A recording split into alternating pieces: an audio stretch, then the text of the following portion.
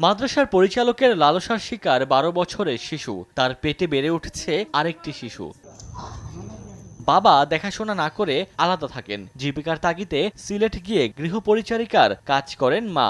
বাড়িতে একাই থাকে ১২ বছরের শিশুটি। জ্ঞান অর্জন করতে শিশুটিকে ভর্তি করা হয় বাড়ির পাশের হযরত ফাতেমাতুজ জোহরা মহিলা কওমি মাদ্রাসায়। কিন্তু মাদ্রাসার প্রতিষ্ঠাতা পরিচালক আমানুল্লাহ সাগর শিশুটির সঙ্গে পৈশাচিক আচরণ করেন। ভয়ভীতি দেখিয়ে একাধিকবার ধর্ষণের অভিযোগও তার বিরুদ্ধে।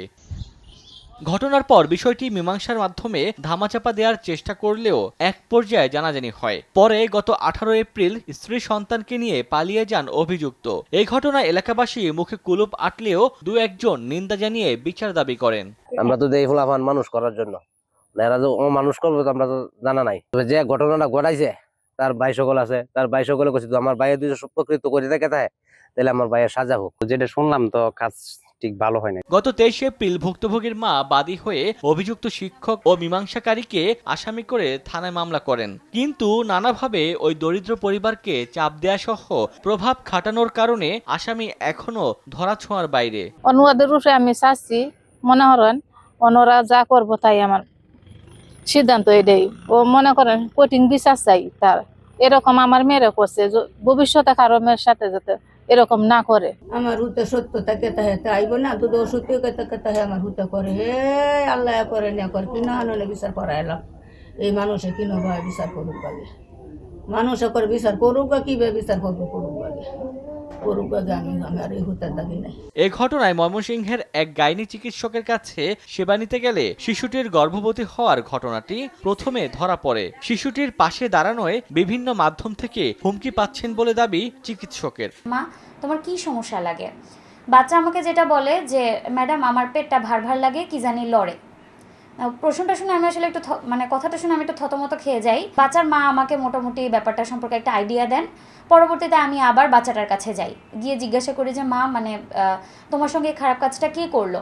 তো তখন বাচ্চা আসলে হুজুর শব্দটা সে 2 বার রিপিট করছে। আলট্রাসোনোগ্রাফিতে আমি যেটা পেয়েছি, প্রেগনেন্সিটার বয়স অ্যারাউন্ড 27 উইকস 5 ডেজ। তখন তার এখন এটা অলমোস্ট 28 উইকসের কাছাকাছি। মোটামুটি আমি অনলাইন অফলাইন ভালোই থ্রেটের ওপর আছি।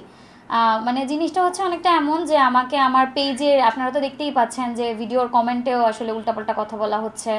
এমনকি আমার পেজের যেটা হোয়াটসঅ্যাপ নাম্বার, যেটা সিরিয়ালের নাম্বারেও ইনবক্স করে উল্টাপাল্টা কথাবার্তা, উল্টাপাল্টা থ্রেড, পোস্ট ডিলিট করে দেন। ডিলিট না করে দিলে ঝামেলা, মব ক্রিয়েট করা হবে। এই ঘটনার পর নড়েচড়ে বসে পুলিশ প্রশাসনও। ভুক্তভোগীর বাড়িতে গিয়ে তাদেরকে আইনি সহায়তা এবং নিরাপত্তার আশ্বাস দেয়। ভিকটিমের মা আমাদের থানায় যাওয়ার সাথে সাথে আমরা মামলা রুজু করেছি এবং তাৎক্ষণিকভাবেই আমরা আসামি ধরার জন্য মাঠে নেমে পড়ি। আমাদের টিম নেমে পড়ে। আমরা আসামিকে এখনো ধরতে পারি নাই। আর মামলা রুজু করতে আমাদের কোনো ডিলে হয় নাই। যাওয়ার সাথে সাথে আমরা মামলা থানায় রুজু করেছি। তাদেরকে বলেছি যে আপনাদের যদি কেউ কোনো কিছু বলে, কোনো ধরনের হুমকি দেয়, আমাকে জানাবেন, আমি আইনগত ব্যবস্থা নিব। মাদ্রাসাটির প্রধান শিক্ষক ওই পরিচালকের স্ত্রী। সময় সংবাদ, নেত্রকোনা।